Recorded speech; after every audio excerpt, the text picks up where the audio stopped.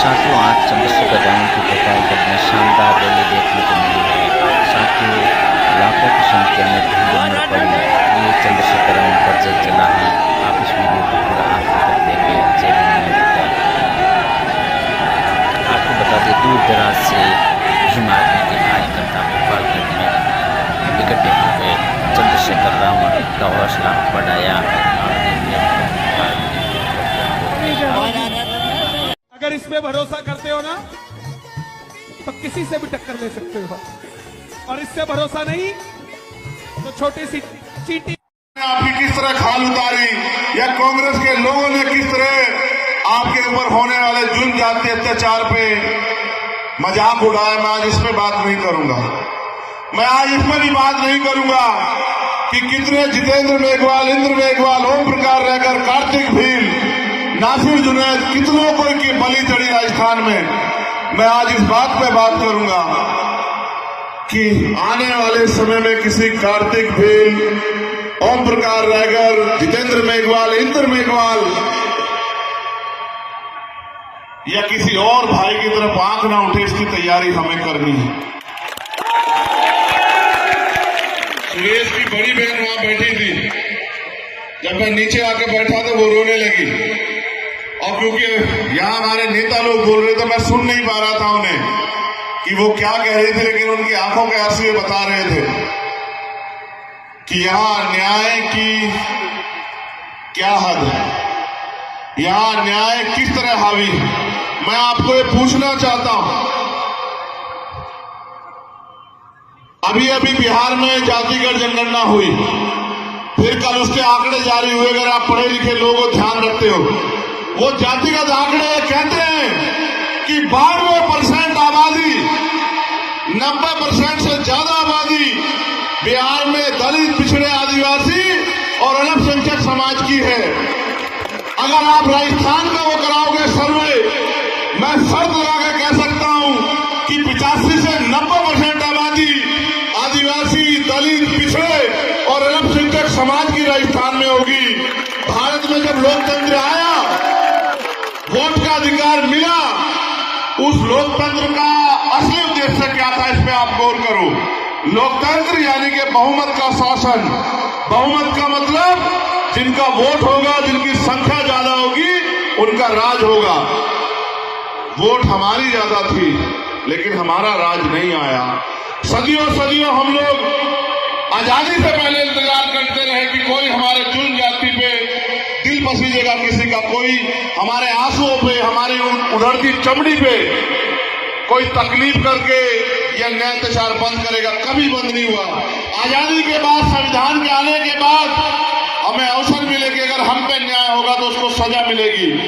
वो अलग बात है कि न्याय ताकतवर लोगों की कठपुतली बन गया है। न्यायपालिका में चाहे जिले की हो या प्रदेश की हो, हाईकोर्ट हो, सुप्रीम कोर्ट हो, उनमें भी आज हमारे लोगों की संख्या नहीं है। वहां भी हमारे घुसने के बैरियर लगाए गए हैं। मैंने कल ही और मैं लगातार कह रहा था कि आजाद समाज पार्टी का उद्देश्य है संपूर्ण सामाजिक न्याय, यानी कि अंतिम व्यक्ति को भी जो हाशिए पे है, उसको भी रोटी, कपड़ा, मकान, स्वाभिमान, सम्मान का जीवन, और उसको भी अवसर मिले। अगर उसमें जमीन नहीं, उसको जमीन मिले। उसमें रोजगार नहीं, उसको रोजगार मिले। उसमें उद्योग नहीं, उसको उद्योग मिले।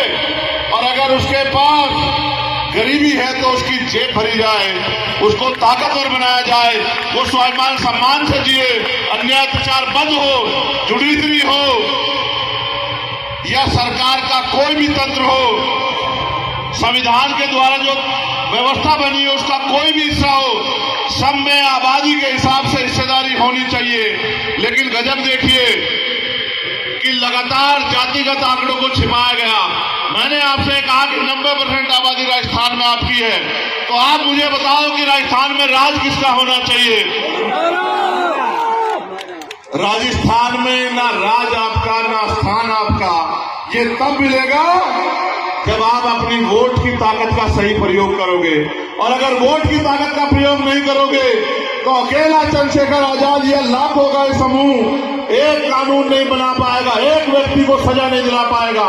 लेकिन अगर आपने अपने आप को ताकतवर बनाने का फैसला ले लिया, अगर आपने तय कर लिया कि अब हम गुलामियों की बेड़ियों में नहीं रहेंगे, अगर आपने तय कर लिया कि हम हर जुल्म को खत्म करेंगे जड़ से, एक तरीका यह है कि अन्याय होने के बाद आप सड़कों पे आओ न्याय मांगने, FIR लिखाने, गिरफ्तारी कराने। और एक तरीका यह है कि अपनी ताकत बनाओ कि कोई एक ऐसी सामंतवादी सोच ही जो है वो किसी के दिमाग में ना आए कि किसी कमजोर की बेटी की तरफ आंख उठा के देखा जाए, किसी कमजोर के बच्चे की तरफ आंख उठा के देखा जाए, मटकी छूने पे किसी की हत्या की जाए, मूछे रखने पे किसी की हत्या की जाए। इस तरह की जो सोच है सामंतवाद की, उसके पैर उखड़ जाए। मैं आपको ये कहना चाहता हूं, हर चीज की एक सीमा होती। अगर आपने कभी घर में कुत्ता पाला, उसको भी देखना, अगर कुत्ते के आगे से भी उसका भोजन उठाओगे, एक समय तक उससे छेड़खानी करो, वो प्यार देगा, लेकिन एक समय के बीतने के बाद वो भी हिंसक हो जाएगा। मेरे लोगों को हो पता नहीं क्या गया है, हर साल धोखा खाते और फिर 5 साल के धोखे के लिए तैयारी करते हैं।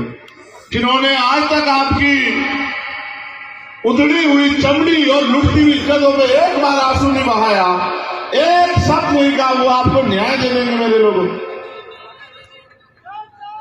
वो कभी आपको न्याय नहीं देंगे। उनका बस चले तो आज जो भारत के संविधान की वजह से ये कपड़े पहनने को मिले हैं, ये सम्मान का जीवन मिला, इसको भी वो लोग छीन लें, क्योंकि वो कभी चाहते ही नहीं इस देश में बराबरी आए। इस देश में बराबरी लाने का, समानता लाने का एक ही फॉर्मूला है कि जिनका वोट हो उनका राज हो। वोट आपके पास है, आपको फैसला करना है। आपने वोट दो धारी तलवार है, अपने व्यक्ति को दी तो आपका भला होगा, अगर दुश्मन को दी तो दुश्मन का भला होगा, दुश्मन का भला होगा तो आपका भला नहीं हो सकता है। अगर अपने को दी तो आपकी समस्या खत्म होगी, और अगर दुश्मन को दे दी गलती से तो आपका खात्मा सुनिश्चित है, आपके अधिकारों का खात्मा सुनिश्चित है। ये बताने के लिए मैं भोपालगढ़ हूं। मैं बस आपसे कहना चाहता हूं, आपने सबको अजमा लिया, सबको अजमा लिया, आपने सबको मौका दिया। मैं बस आपसे पूछने आया हूं, क्या आपके खून का आपके साथ कुछ रिश्ता है या अधिकार बैठता है, नहीं बैठता है? आप बताओ मुझे। आपको याद है, मैं इंद्र मेघवाल के घर 4 बार आया, 4 बार मुझे लौटा दिया गया, दिल्ली छोड़ के आते हैं पुलिस लगा के। मैं इनकी पुलिस से नहीं भिड़ना चाहता, मैं चाहता हूं कि मैं जानता हूं कि पुलिस में हमारे लोग हैं, लेकिन पुलिस करे क्या? पुलिस सरकार की है। आप ये बताओ, क्या जुल्म जाति अत्याचार आपके भाग्य में किसने लिखा है? वोट की शक्ति से आप चाहो तो किसी को भी जो है ताकतवर बना दो, और किसी को भी जो है जो अपने आप को ताकतवर समझता है उसको जमीन पे बिठा दो। ये वोट की ताकत है। आप अपनी ताकत को क्यों नहीं समझ रहे? वोट का अधिकार बिकने के लिए नहीं मिला है मेरे लोगों।